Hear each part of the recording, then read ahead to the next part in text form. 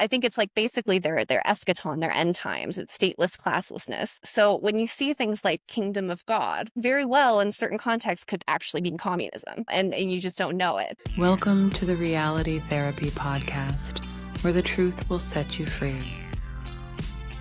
Welcome. I'm here today with Katie Kernodle, and we have spoken before, but we're going to have a conversation today about liberation theology, and I'm so excited to talk to you. So welcome, Katie.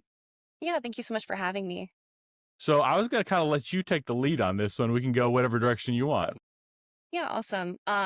Okay, so I think we kind of talked about this before, but I think there's a common misconception that liberation theology isn't necessarily in, or I should say maybe stuff like Marxism isn't necessarily in Christian context. So my hope today was to kind of shed a little bit of light on that and maybe help the average person sort of navigate it in counseling, educational context, things like that. So just as like a broad frame, I'd really like to learn a little bit more about your personal faith story and how you came to be a Christian. Yeah, absolutely. I'd love to talk about that. It's something I don't talk about as much, and it's a little difficult to talk about. Not because I'm embarrassed of it. Like I've written 6 books now, coming from like a classically liberal, like Enlightenment rationalist perspective, and I feel like very comfortable. That's kind of like right in my wheelhouse of like, here's a logical proposition, and here's the empirical evidence, and you kind of build a case that way. And my Christian faith is much more based on experience. I guess you could say phenomenological, like to use that type of language. So like a personal experience that I have that's kind of led me to that belief. And I would say I think my church is like independent Bible church. So very much like rooted in the Bible, especially coming out of the gospel. So like Jesus is like very important to me. The teachings of Jesus and like how to live your life is very important to me. I take other stuff in the Bible. I really like Proverbs in terms of like wisdom for how to live your life. But that like theologically and in terms of like morals and things like that, like the life and teachings of Jesus is like very big to me. So as you have mentioned previously with liberation theology, I think you called it Marxism and Catholic drag, right? Yeah. And like really, I was going over this book from grad school, and like the liberation theology stuff really rubs me the wrong way. And it really like it grinds my gears on multiple levels. Like one, they're challenging like this Enlightenment rationalist perspective that I hold dearly, on an intellectual level. But another thing, I feel like they're making a mockery of my faith, kind of like wearing my faith as a costume in a sense, to push their political goals. And I feel like they're doing it in a very deceitful and manipulative way. Absolutely. I think that's a really great way of putting it. So, were you raised Christian? So I was raised Christian, and around 19, 20 years old, I left my faith. I got hooked on drugs, alcohol for several years. For a total of 15 years, I was away from my faith. And then August 25th of 2022, so I guess that's 2.5 years ago, I came back to my faith and just kind of had, I guess, like an eye-opening experience. Like if a Christian would be listening, it was like my version of like Apostle Paul on the road to Damascus, like kind of my eyes opening kind of type of experience, I guess. Yeah, okay. And I'm also wondering, like, your extent with engaging with theology. Like, did you go to a Christian school as a child? Was theology a topic that was taught to you? Things like that? Yeah, so I was homeschooled up until ninth grade, 10, 11, 12th grade. I went to a Christian school, so like Christian teaching, and I was also big in the church. I was raised in the church, Sunday school. I went to Awanas. So by the time I turned 18, I had memorized over 1,000 Bible verses. So like there's a lot of knowledge there for sure. And I think, I had that long span away from my faith, but I still, like when I returned, there was like a lot of knowledge that served as a foundation for me, I guess. Yeah, okay. And I'm wondering too, just sort of related to that, how you assess the average Christian sort of engagement with theology as like a specific topic. Hmm, that's a really interesting question. I think it's like I'm trying to think of what to compare it to. I would say there's like you can kind of like nerd out would be like one way of saying it. Like you can nerd out on theology just like you can nerd out on science or anything else. But I think most people don't need to like understand the physics or the whatever behind electricity. It's just I flip the switch and the light comes on. I would say like most people, like their faith they don't need to like read the original Greek or Hebrew. It's just like I need to pray and feel some kind of connection, right? And so I think like a lot of people it's very much like where my heart is in relation to God. And I think that's kind of what can make some of this nefarious in a sense, is like you can miss some kind of sneaky stuff kind of being slipped in.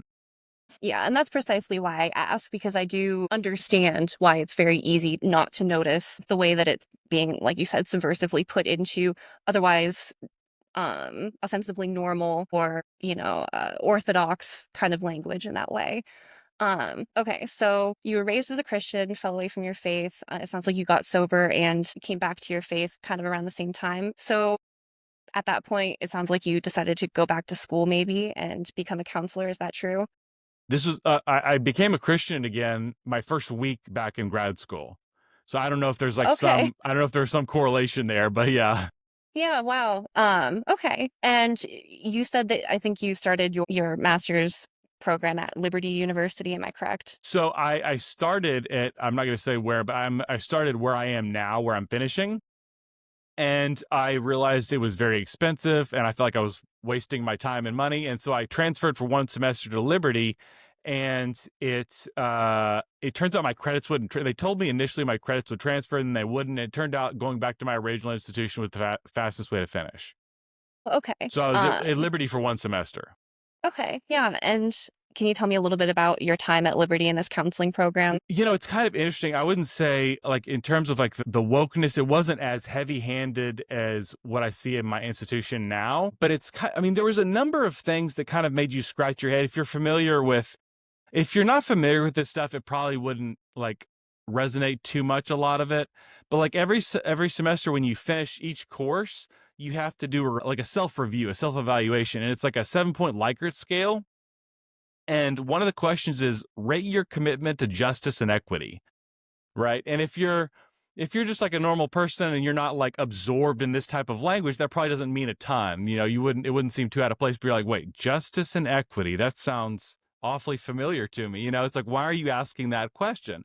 And so there was like a number of things like that, but kind of the big one in my biblical counseling class or spiritual counseling class, we had to read this book, Embodying Integration, Megan Ananeff and Mark R. McMinn. And, I'll see if I can pull out some quotes. Like from the very beginning, they're making it very clear, like we're coming from a postmodern perspective. And like already you can tell, like, if you don't know what the word postmodern, you mean, okay, like super modern, I guess, like beyond modern, better than modern. I don't know, but as you're aware, like postmodernism takes Marxism, the most murderous and oppressive ideology in human history, and kind of filters it through the mind of the child rapist Michel Foucault, and then hides that behind identity politics, and somehow that's supposed to make it better. And so instantly I see this, wait a second, something's off here.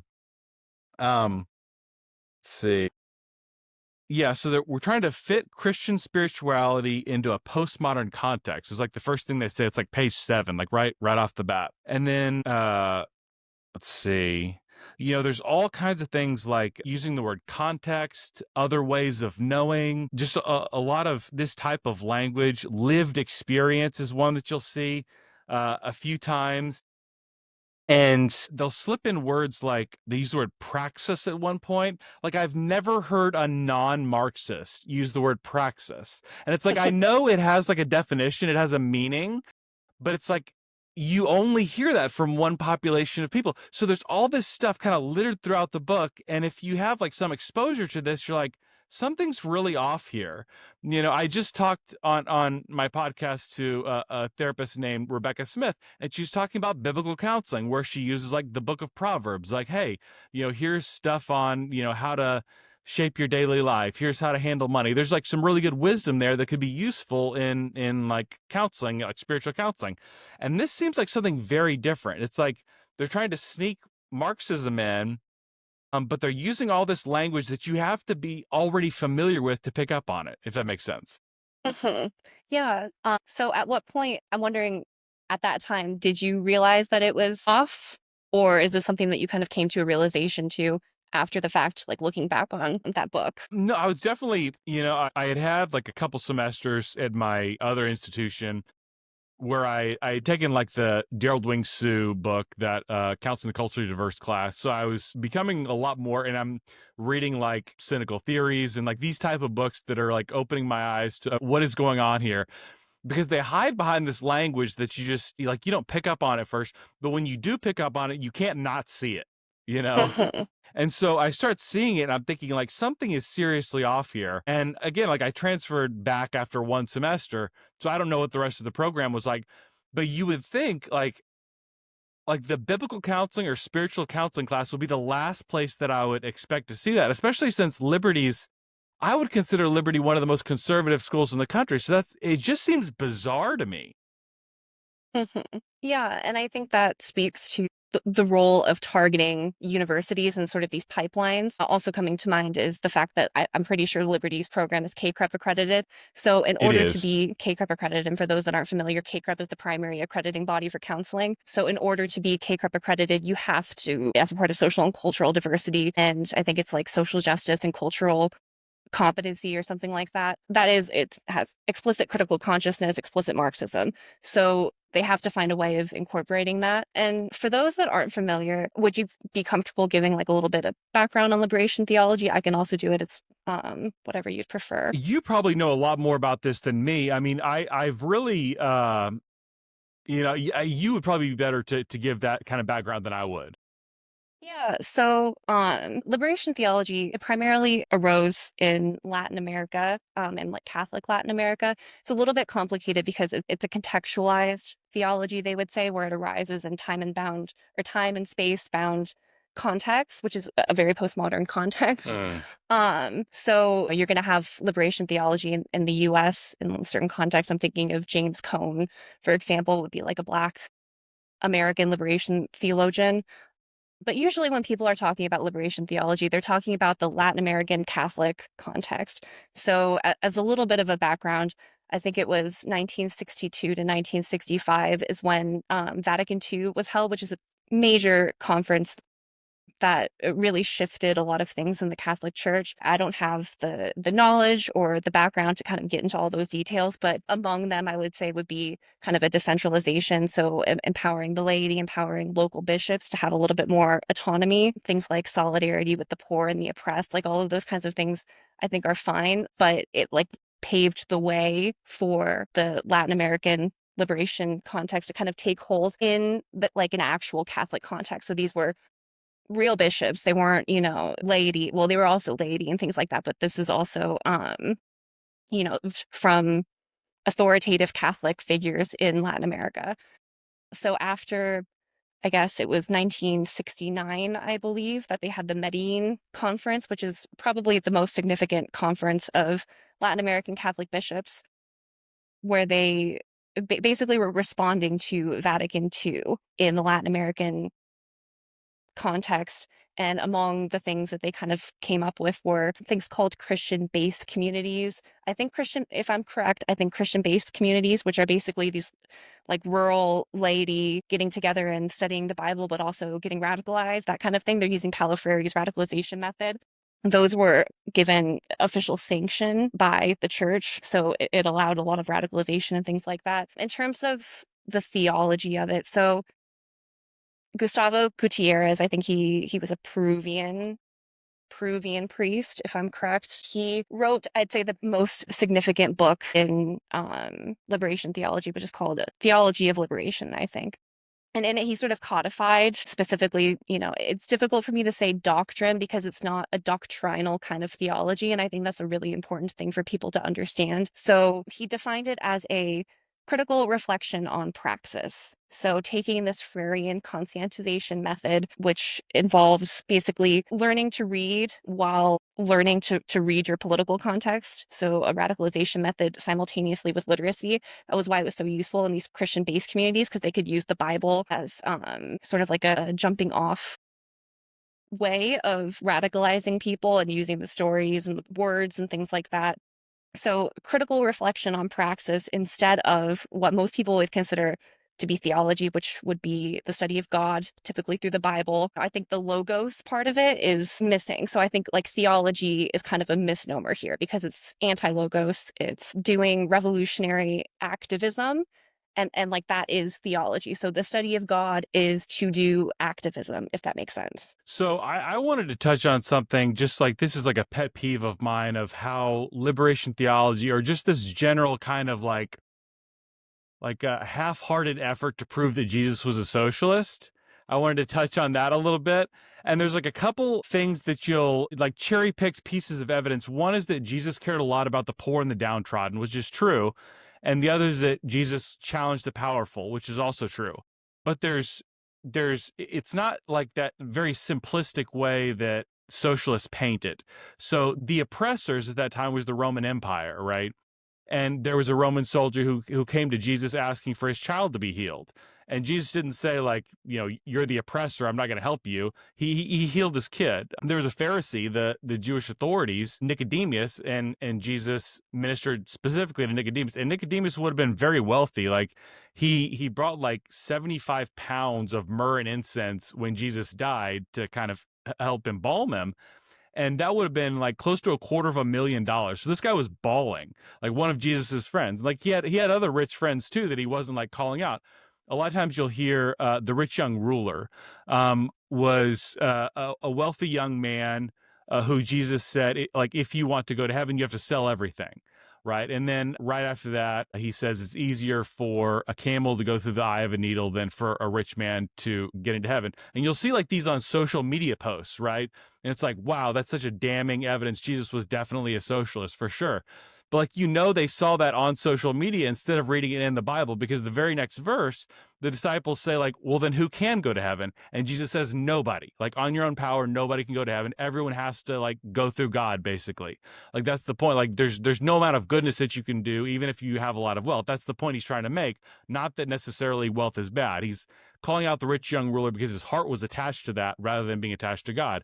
There's another case of Zacchaeus, who was a tax collector who got his wealth from unscrupulous means. And he had to sell half, not everything, just half of what he owned and give it to the poor. And Jesus was cool with that. And there's other people where Jesus, he doesn't command them to give away anything, right? The early church was financed by a small business owner. I think her name was Lydia. And like she was the origin of the churches because she was the only one who had a house big enough to have all the disciples in it. And there's also like in Matthew, the parable of the talents. The point of the parable of the talents is Jesus telling you to be responsible for what you're given, right? And in that context, it's grow your wealth, like be responsible for the money that you're entrusted with and grow your wealth. So the idea that you could look at all the gospels together and come away that Jesus is a socialist, you really have to cherry pick and ignore a lot of things. Mhm. Yeah, absolutely. And they sincerely believe that if Jesus were alive today, he would be a violent, radical communist revolutionary. Mm. It also makes me think, I forget the name of the liberation theologian, but they use the term scourged Christs to refer to the poor and the oppressed. So basically, every time you see the oppressed and poor in this context, just insert proletariat, makes it a lot easier. So they basically, because the oppressed, and this is again like a very postmodern, woke kind of critical constructivist epistemology, or like a way of understanding, like knowing things, where on the basis of your oppression, you have some sort of special sight into the nature of reality that, you can combine your subjective experience with the sort of objective knowledge, and it's like this sort of weird dialectical magic that they think is happening. Standpoint epistemology, which is like feminist epistemology, would be an example of that. So it's this belief that the principal means of salvation is through basically the revolutionary movement of the scourged Christ. So being on the side of the oppressed, which is very Maoist. That would be, in like a Maoist context, it would be like the people's standpoint. Have you ever heard of the book Thought Reform and the Psychology of Yes. Totalism? Lifton? Yeah. Hmm. Yeah. Excellent book. Definitely Yeah. something Yeah. everyone should read, especially if you're a counselor or a therapist or just have a general interest in psychology. But you really get a sense of what the experience of being struggled in, and this was pre-Maoist China. So this was, I think, maybe 40s or 50s, but in these re-education camps and things like that. But basically, it's the people's standpoint. And it makes a lot of sense because Paulo Freire was very amenable to the Maoist, the Chinese Cultural Revolution. He thought that, I think he called it the most genial solution of the century or something along those lines. So there's a lot of admiration for what happened in China. And all of this, so like this is really important. So all of this liberation theology that's going on in Latin America, it's not removed from the United States. Like this, all of this has, um, been mainlined into the United States, into our education system, and into our counseling and our psychology. I think that's a really important thing to understand, is that uh, uh, there's no way to basically avoid, like, liberation theology is probably the most significant factor in the United States. It's like the water we're swimming in, because we're so deep in it. And so I'm also curious too, like, Wow. at what point. Sorry, go ahead. You think liberation theology is like that? I guess I just didn't realize. I mean, I knew it was like a factor. I didn't realize it was that potent. Yeah, so I think, and this is all downstream, primarily, I think of Paulo Freire. So, I think we live in Paulo Freire's world. And a lot of this stuff was sort of laundered in by people like Peter McLaren. Let's see, like, I think I'm blanking on her name. I think it's Gloria Ladson Billings did culturally relevant teaching, which is just repackaged critical consciousness. Joe Kinchelow and critical constructivism. So this is so foundational to so much education, and not just public education. I think this is why this was so important for me to do and to kind of talk about a little bit, is because a lot of Christians are not aware that this is in the Christian schools just as much as it is anywhere else. I mean, a lot of them, especially if they have like major accreditation and things like that. But it's coming from the teachers' colleges. This is sort of like the way of doing teaching. It's marketed to the average teacher, the average counselor, in a way that they're not really necessarily going to know that this is downstream from radical Marxists in Latin America. And especially with the Christian context, I think because it's coming from this pseudo-Catholic milieu, using certain language, and you can kind of use Bible stories. And like you said, people like framing it like Jesus is a socialist, that kind of thing, that it's very easy to kind of slip it in and kind of bank on the fact that it's more social, emotional, and less doctrinal, so that people don't notice it. That's so interesting. I'm coming back to this book, Embodying Integration, and there's several parts in this book, but there's one in particular talking about basically like mainstream white American Christianity has lost their way and lost touch with like the real message of the Gospels, essentially. And the correct way to do it are the social justice gospel, the Black church, and feminist theologies. Like those are the correct ways. Like that's what they listed. It's like the correct ways to do Christianity. And it's like I don't know what to do with that. It's insane. And like the feminist angle too, I think that's also sort of under discussed. You have like the feminist angle, they use the Black church and that kind of thing. And that's where James Cone comes in, the sort of conist, like American liberation theology, that kind of thing. It's very prominent. So in psychology, Dr. Tama Bryant, she was the 2023 APA president. She was also an ordained minister at the American Methodist Episcopal AME Church. And so they have this combination of this conist influence and this like Latin American liberation theology influence, and sort of this like decolonial or decolonizing psychology. It also reminds me too, just as like a brief note, this preferential option for the poor. This is something that comes from liberation theology, where basically it says that God prefers the poor in history and takes their side in sort of this proletarian kind of way. I think it's also in regular Catholic social teaching, and so there's a little bit of a dual meaning there, like one for your normal Catholic and one for these radical liberation theologians. But that preferential option for the poor was specifically transformed into the preferential option for the oppressed in liberation psychology.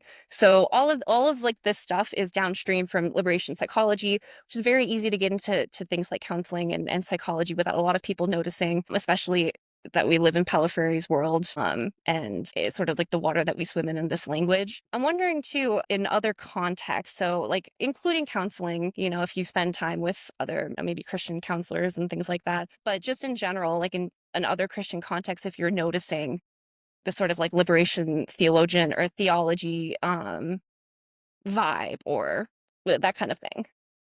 That's a really good question. Not directly, but kind of indirectly with stuff. I think I would say like most of my Christian friends are either center or right, I would say. And my non-Christian friends are more left, just on average. But I see like there's this certain idea of like, I'm not sure exactly how to say it, but like you don't want to be like one of those Christians who has the outdated beliefs kind of thing. So you need to kind of get with the new train of whatever it is. One friend who's a Christian counselor, big on like the trans thing, and like not that super political in other contexts, but like definitely Jesus would have like supported gender affirming care. You know what I mean? And so like there's little things where it's like kind of, I don't know anybody who like buys wholeheartedly Paulo Freire, but there's like little bits of it that kind of penetrate around the edges that you're like, something about that particularly doesn't belong here, if that makes sense. Yeah, absolutely. It's interesting that you note this sort of like dislike for the old ways, because Yeah. it definitely makes me, it's very Chinese cultural Mao. revolution. Yeah. Yeah. And I think it's like a perennial human sort of vulnerability, basically. Like we, want to get with the times and, sort of rejecting things of the past and feeling like we're always kind of moving forward in this progressive sense. Let me think. So you're not seeing it necessarily too much in like these contexts. Maybe it's like a personal, just the kind of people that you're around. What, like, are you engaged at all in, like, do you read like Christian counseling magazines or in these organizations, things like No, that? no, not a ton. And I'll say, like, I had a different for this book. There was this book, or for this class, that was embodying integration, the book that I quoted. But then there was also this other book that was kind of a more like, I guess I would say, mainstream Protestant book, which would be like theologically more conservative. Like encouraging your client to pray to God, that type of intervention. But I didn't see any kind of political intervention or political, like, I think the kind of postmodern take would be their ignoring of political issues is a political stance in and of itself. It's like defending the status quo or something like that. But like in this book, I mean, they're openly criticizing evangelicals for taking a stance on climate change or abortion or gun rights or this or that. And it's like, it's for here, it feels like a safe issue where you can kind of lob bombs on the bad right wingers, if that makes sense. Yeah. Okay. And then, if it's okay, I would like to shift a little bit to what you think would help people not only notice this, but defend against it. So, like, let's just start with identifying liberation theology in your various contexts. What do you think would be the most helpful for people, especially like the average Christian who's not necessarily like super into theology in the sort of like nerdy way? I mean, I think there's like certain language that you look out for, like postmodern, lived experience, other ways of knowing that even if it's not a red flag, it should tip off a little alarm in your head. Like, I should pay something's going on here, all these type of Marxist or quasi-Marxist, like praxis. If a Christian counseling book is throwing in praxis, that should set off an alarm bell for you. But I think just like a good knowledge of like the teachings of Jesus would be really big, because I think like lack of knowledge there makes you susceptible to like bad theology. Like there was what I would call like might be similar to like a revolutionary Marxist movement at the time of Jesus. It was like the Jewish zealots, right? They wanted to use violent force to overthrow the oppressors, right? And Jesus, pretty explicitly said like that's not the way. Like, it's about a change of heart and things like that. I think just better understanding of Jesus and not trying to like jam that into whatever feels right at the moment. I mean, you have these issues like, how would Jesus think about climate change or gender affirming care or tariffs, or like you go so far out of your way to jam that into what you want it to be, basically. And I would say just take a step back and say it's not that bad to say I don't know how Jesus would vote. I don't think that's a terrible thing to say. Mhm. Okay, yeah, I think that's all great. If I can add a couple things. Yeah, So, please. just the things that are coming to my mind, there's a theme of critique. So they tend to want to criticize things. You'll see things like heteronormative or sexist or racist or et cetera, et cetera. And like all of these things might be like there, of course there's sexism, of course there's racism, things like that. But I think it's important to kind of notice the sort of running theme of critiquing society, because that is a very Marxian kind of thing. Also, is maybe not taking for granted certain language unless like you're really like it's your church and you know what's up, like that kind of thing. If you don't have enough context to know that the language isn't being used in some sort of subversive way, I probably wouldn't just assume and like kind of give the benefit of the doubt in this kind of time we're in right now, because I just don't think it's realistic. And it is very easy. And there are a lot of like dual concepts. So like I'm thinking, for example, like communism it's basically the kingdom of heaven on earth, like in defiance of God. But I think it's like basically their eschaton, their end times, it's stateless classlessness. So when you see things like kingdom of God, very well in certain contexts could actually mean communism, and you just don't know it. And I also, that's something I wanted to ask you about now that I'm thinking about it, is one of the things that I struggle to kind of articulate when I talk about liberation theology in the sense of salvation in imminent reality. So that's a very important theme. It's liberation from what they would call the consequences of sin, being poverty, things like that, hunger, etc. Um, Salvation within imminent reality. So I'm wondering, like from your perspective as a Christian, how that compares to like what would be an Orthodox kind of understanding of salvation. Yeah, I mean, definitely Jesus made it clear he's not talking about like, setting up a kingdom here on earth. He's not talking about making you rich. I mean, I would also, from the same theology, I would criticize like the prosperity gospel, if you know what that is, like Mhm. pray to God and he'll make you rich, kind of that type of mentality. Like the one thing Jesus promised his followers was hardship, right? Because you're kind of pursuing a greater goal later on. You're not like you're not trying to establish, he wasn't trying to establish a Jewish kingdom. So I don't think you're trying to establish some communist paradise or anything like that. Like you're kind of missing the point. I think if you go that route, it's really trying to like jam Jesus into your vision of what you want the world to be and just assuming he would agree with you. Mhm. Yeah, okay. I noticed, were you looking at something in the book?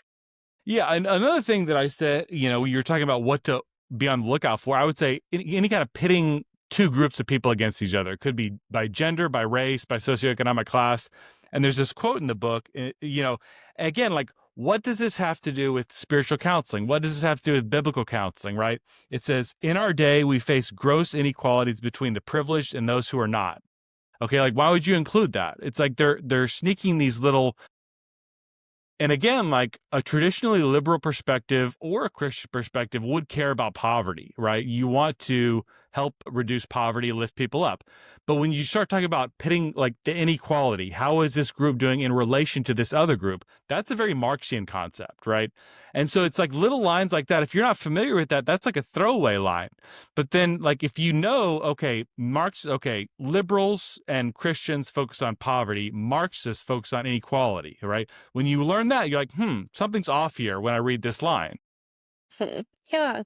And I think that like brings up the fact that there is sort of this predation on the good nature of Christians. So the Christians generally do care about poverty, they do care about the oppressed, and sort of taking advantage of that as like a means of like subversively adding on. And therefore, you must see things from the standpoint of the oppressed and do revolutionary activism on their behalf. And like that is a duty of being a Christian. This makes me think too, I forget the name of the person, but there's been a big debate about empathy.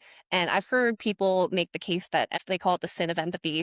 I don't know the details of that argument to know if like they mean that a specific kind of empathy is a sin or if empathy as a whole is a sin. But I'm wondering if you could tell me a little bit, maybe from a Christian or biblical perspective, like a proper or a healthy way of kind of engaging with empathy. So I think to me, reading the Gospels, it's very clear that Jesus had a high degree of empathy, but I don't think it was like a empathy to the point of naivety or like what God would call suicidal empathy. Like I don't think Jesus was naive at all in that sense. And I think you can see a lot of times he'll like even like a crippled person he's healing, he's like confronting them and challenging them to like improve themselves, right? When he's going about that. Like he's not just pure ooey gooey kindness, right? And like if you look at certain stories like the woman at the well or the woman who's about to be stoned to death, he starts off with this very much kindness, empathetic perspective, like I love you, I see you, I acknowledge you, I accept you, I don't judge you, right? I forgive you.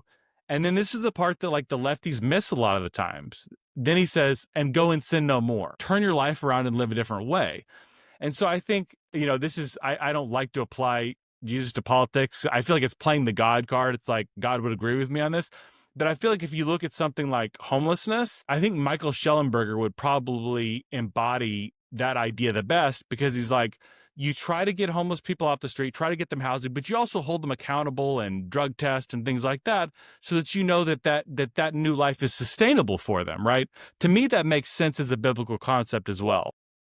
Yeah, absolutely. It also makes me think, I don't remember the specific verse, but it's like gentle as doves, but Wise wise as as serpents. serpents. Yeah. Yeah. And I think like sometimes, especially in like a Marxian context, they want you to forget about the second part. They just want you to be gentle, but not wise and, um, sharp in that kind of way.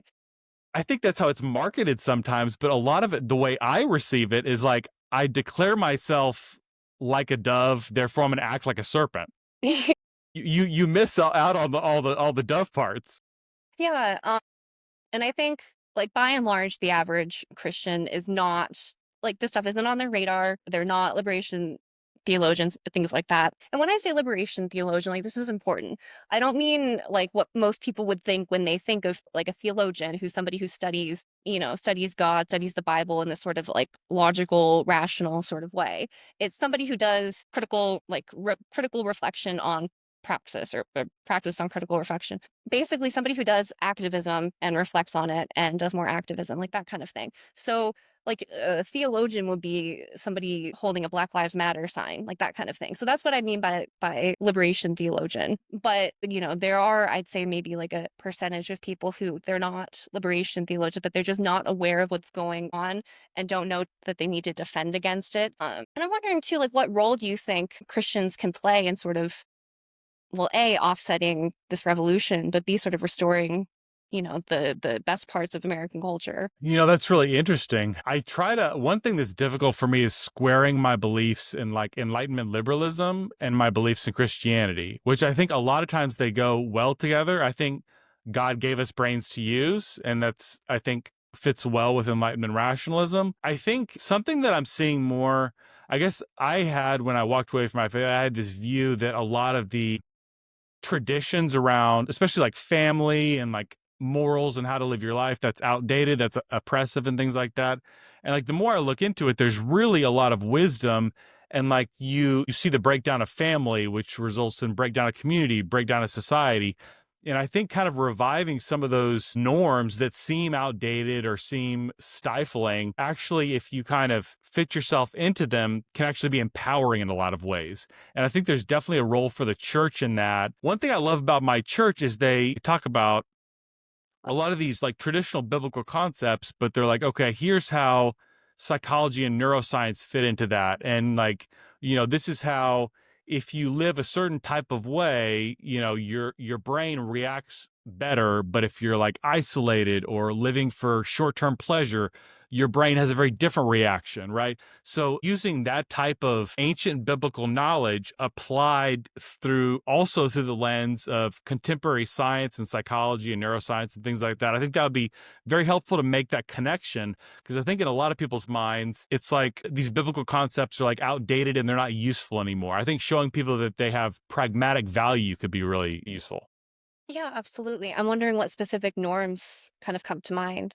I mean, a big one comes around like marriage, nuclear family kind of stuff, raising kids. I think there's a lot of mentality in my generation of like, like maybe I'll date around, but I'm not really serious about marriage. I don't want to have kids because that would be kind of a burden, kind of a drag.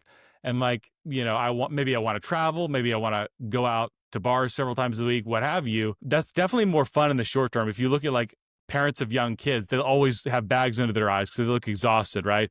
But like kids are one of the biggest sources of meaning and purpose long term in people's lives. And so getting people to buy into that long term investment, I guess.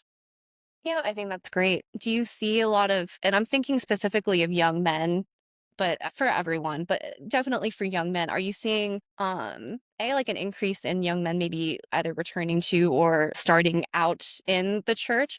And I'm also thinking about this sort of like this mentoring or this discipling from some of these older people who, have this experience and can kind of convey these norms and have this continuity among generations that I think is being ripped apart through the Cultural Revolution. Yeah, I mean, I've seen in my church is an explosion of younger men and younger women coming back to church. And I think like the biblical word for what you're talking about is like discipleship. I think that's very important to have that kind of mentorship piece. Like that's definitely something I have. I think there's a parable that Jesus uses where like seeds are scattered and they get like eaten by birds or something, or like choked out by thorns. And I think that there's a lot of people who are not getting that discipleship piece. It's like, I'm excited about something different. Like there seems like there might be something here. But like as I said a minute ago, like Jesus promises you hardship. Like you're asking to live your life in a more difficult way. It would be like going through life with a weighted vest on. Like Christianity is like, I would say good Christianity is like a serious and demanding religion. Like it's supposed to be difficult, you know. It's like going to the gym is difficult, right? That's kind of some of the point. But there's supposed to be this like longer term payoff, right? And I think if you're not ready for the hardships by having that mentorship, like it's easy just to kind of wither and fall away. Yeah, absolutely. I'm wondering, so because when you say that, and I completely agree, but like one of the things that comes to my mind is what liberation theologians would call like a feet on the ground theology, which is like basically working out through hardship. And of course, this is a biblical theme, so I can see why it's so easy to kind of use it towards the sort of like gulag mentality, basically like re-education through rigorous, difficult work. But I'm wondering how you might suggest sort of delineating these messages, like the sane, healthy, biblical one, and the sort of gulag Marxist liberation theology one. I think, I mean, the first thing that's coming to my mind is like pragmatism. Like one of my good buddies works at like it's a nonprofit, but it's kind of like mission based nonprofit where they take around like meals and coffee and stuff like that to homeless people, to people living in poverty and things like that. I feel like you're directly doing some kind of good there. There's a lot of like good that my church does where it's like directly benefiting people, you know, and I think that's super good. Like I work with people in addiction in my church, and I get to see like how that affects people. With the Marxian view of things, the liberation theology, it's almost like your immediate benefit is irrelevant because we've got some kind of like after the revolution, when we've created utopia, then things will be perfect. And so, like on a psychological level, we almost want to make things worse for a little while, so that we motivate you to become a revolutionary. And then we have the revolution, then we build utopia, then you're actually happy and living a good life. Whereas I think like good Christianity is just like, you know, I don't think Jesus ever said, well, after we overthrow the Romans, then you'll all be doing fine. It'll be he healed people and fed people and ministered to people. And I think that's good Christianity. Yeah, I think that's a really great way of delineating these two things. I'm also thinking too of the fact that in the Marxist theology, you're basically recreating man. So there's supposed to be, and this is in liberation theology, there's supposed to be a new man on the other side of this revolution who's been totally transformed because they don't think that human nature is innate because they reject reality, purest sense possible. I think this is difficult for the average person to wrap their heads around. That like when we talk about critical constructivism and they think that reality is socially constructed and like time and bound or time and space bound context and things like that, that they mean it truly. Like they truly don't think that reality exists in the way that like a normal person does. But as far as I understand, Christianity has no new man in this sort of like this.